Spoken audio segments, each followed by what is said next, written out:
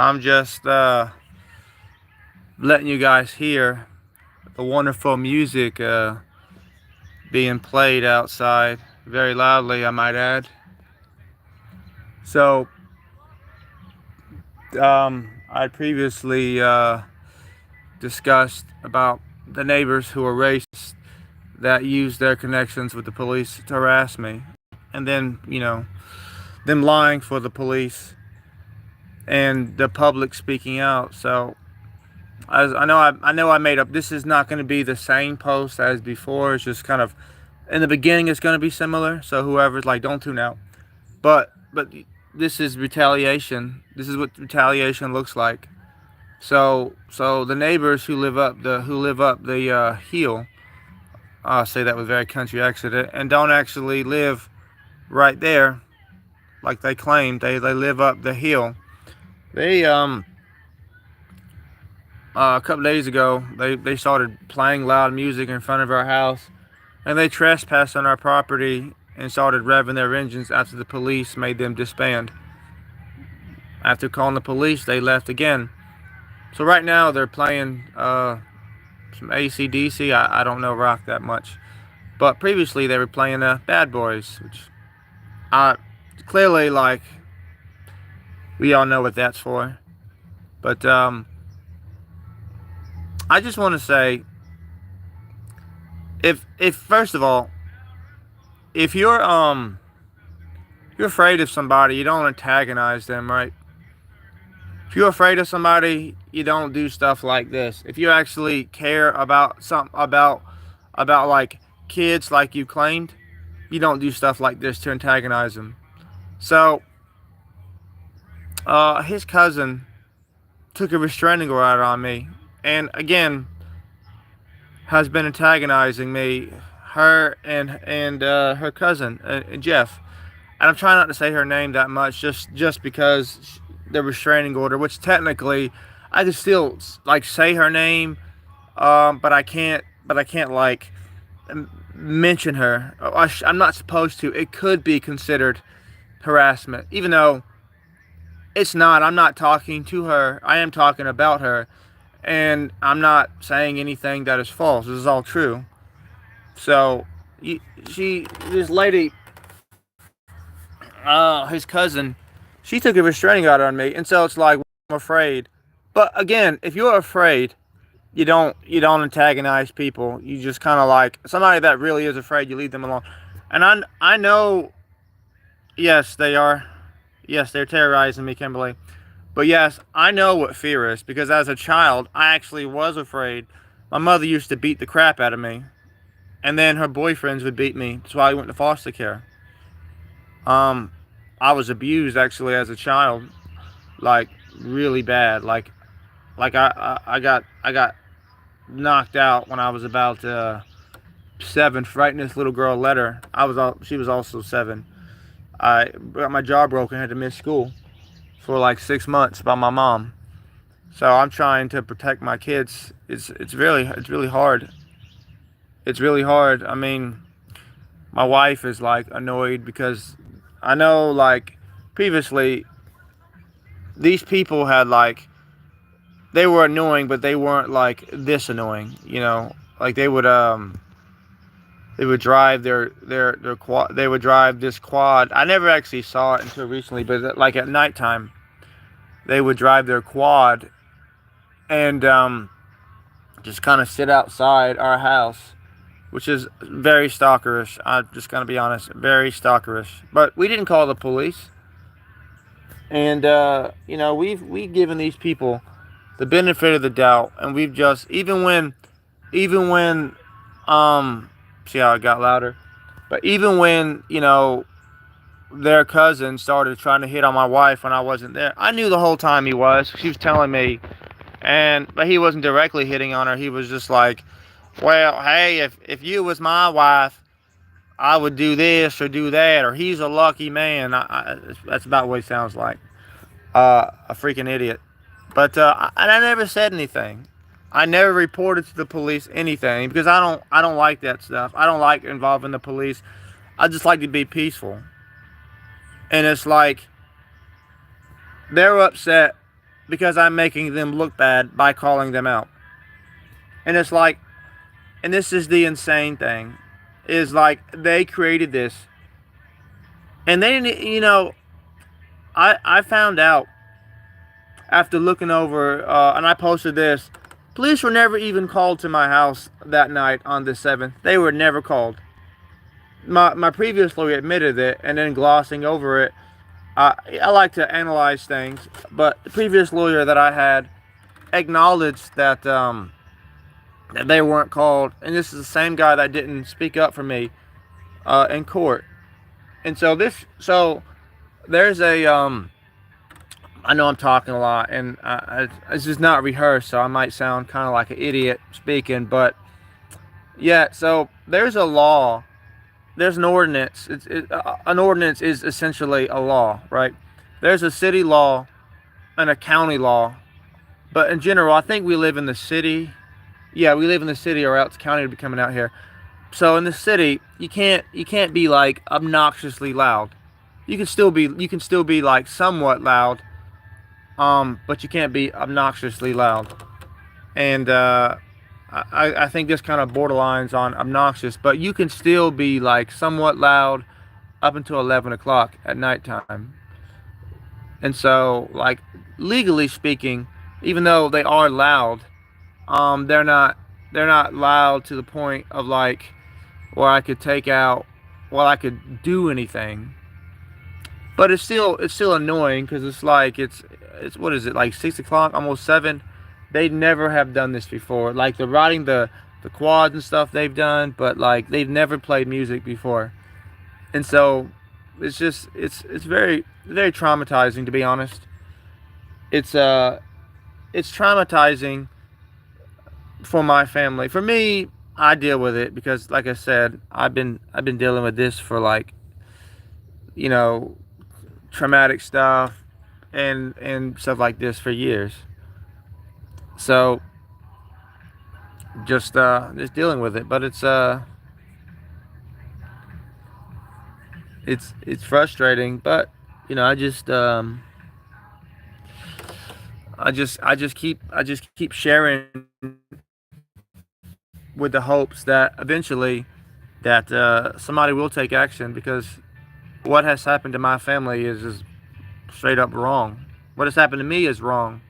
My daughters, and I can never understand how a person can do something to somebody, can victimize them with their actions, and then get upset when they do something back in return. I can't think of the word right now, but yes, I agree with you, Kimberly.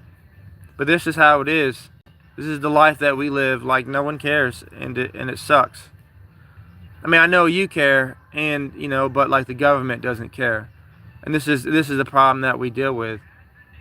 You reach out to these senators, to the attorney general, to the governor, all these people, to the SBI. Oh, they're playing it again, and they don't do anything.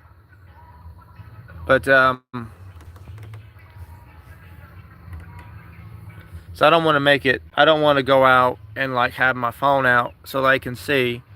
But this is what day is it? This is, I think it's the second, or it's the second or third. I think it's the 2nd of April. But this is what we go through on a daily basis. So I've been, no matter what we do, no matter what we do, we just can't get any help. They literally called CPS on us with lies, and claiming to be afraid of us, but yet they're doing stuff like this. And I have to tell my kids. I tell my kids, to be respectful anyways to them, because they're adults. I drive by, some like here, and their kids are like giving me the finger and stuff like that, or just hateful things. And it's like, when I was a kid, I was taught not to be respectful to adults, no matter what. You respected them, no matter the position, no matter the state of mind, because the simple fact that they were older than you. I don't really know but I try to respect adults. But this is what I want people to think about. That's a 50-something-year-old man up there engaging in petty behavior. It's a 50-something-year-old man. I don't know how old she is. The neighbor. She's visiting her grandma again. I don't know how old she is, but she's also up there in age. And these people, these are grown adults, and then they're teaching their kids to be disrespectful. And this is how you get disrespectful people. This is how you get corruption, because these people, like Jeff, he's got a company, DL Farms or something like that.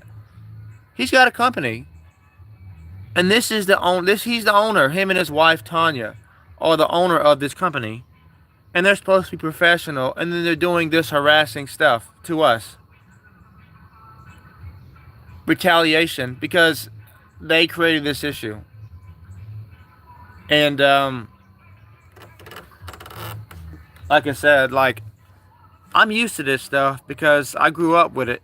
I'm used to, but it's like I don't want to be used to it. I want to get some help, but we get no help.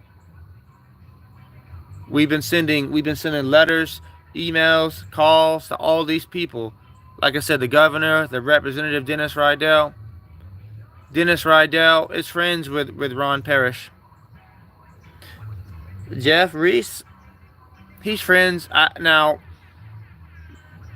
don't know exactly who he's friends with, but I do know that his family is friends with a lot of these Alamance County people.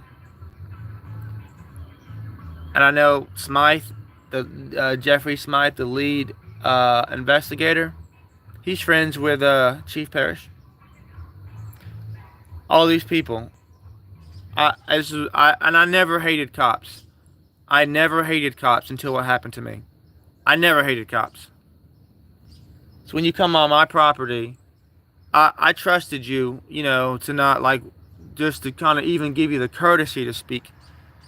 I trusted this person, because they were a cop. My kids trusted this person. We waved at them and we were nice before the harassment came. We were very, like, I'd done stuff in my past. I can't deny it. Like, no felonies, nothing like that. Just essentially being around the wrong crowd. And but I've never had an issue with the police.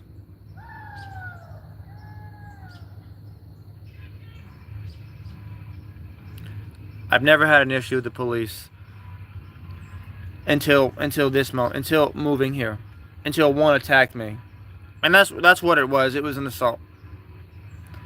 Anybody else to do that to anybody else, they go to jail. But this officer gets everything. He gets to lie. He gets to have his superiors block me and then recruit these assholes to lie for them.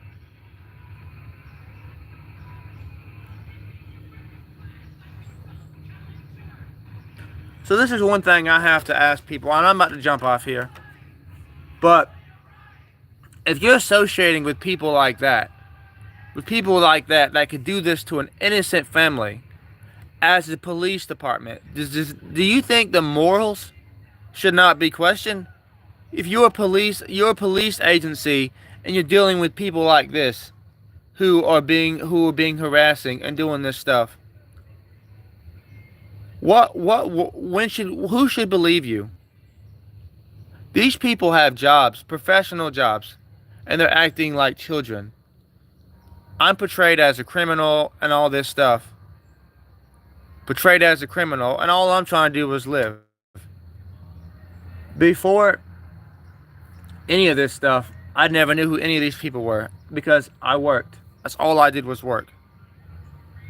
Then losing my job, I still worked. And I only found out about them when they came to court and lied. That's the only time I found out. My lawyer should have told me. He didn't tell me. The whole time they, and what happened? I put it back in my mind was that they the police got him that night to lie for them because that's just some stuff that I can't really say. But Rebecca Dixon called him because they have each other on like speed dial, whatever. She called him, and then he gave this testimony about me beating my wife and all this crazy stuff that isn't true. And that's when CPS came out the first time. And so then, like, I didn't know it at the time, but they were just saying all this stuff to help the officer. They didn't care that, my family, and we're going through a lot. They didn't care about any of that stuff, about the financial stress that's put on us. All they cared about was protecting that officer who messed up. And then Mitzi, I can't say her name. Well, I shouldn't say her name. And then these people over here, it was the grandma that was calling first. But then, like, the granddaughter is who she is. She was the one that began after I started seeking help, commenting on my stuff. And I never even messaged her back on the comments. She was the one that initiated it. But I'm the one, my wife and I are the ones facing everything. We're facing it when we didn't do anything but just live. We literally, we moved here. This is the greatest day of our life, buying this house. But now I hate it. It's the insane thing is, we'd never seen racism. Well, I seen racism, but I hadn't experienced it in a long time. I mean, I have experienced it here some, but very, very little. But I was naive. We thought by moving to a nice area that we didn't have to worry about like gangs and violence and stuff, that we would be stress free. And for a while it was. But then you find out the real criminals, they're the police. They're the police and they're their friends. So I'm gonna go ahead and end this, but I thank you guys for tuning in to me. Thank you for your support, Kimberly. I really appreciate your friendship. I know her out of YouTube. We're friends. Her, her, Kerr, and her kids, nice people. Thank you guys.